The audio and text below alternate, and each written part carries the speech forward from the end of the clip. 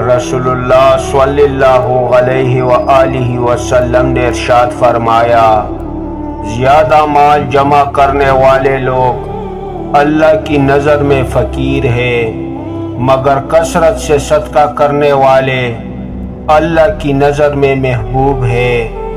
رسول اللہ صلی اللہ علیہ وسلم فرمائی، رزق حرام کھا کر عبادت کرنا ایسا ہے جیسے ریت یا پانی پر گھر بنایا جائے۔ حرام کھانے والی کی عبادت قبول نہیں ہوتی۔ حضرت محمد صلی اللہ علیہ وآلہ وسلم نے فرمایا، بدگمانی سے بچتے رہو، کیونکہ بدگمانی کی باتیں اکثر جھوٹ ہوتی ہے۔ لوگوں کے غیب تلاش کرنے کی پیچھے نہ پڑو، آپس میں حسد نہ کرو، کسی کے پیچھے برائی نہ کرو، بغض نہ رکھو، بلکہ سب اللہ تعالیٰ کے بندے آپس میں بھائی بھائی بن کر رہو۔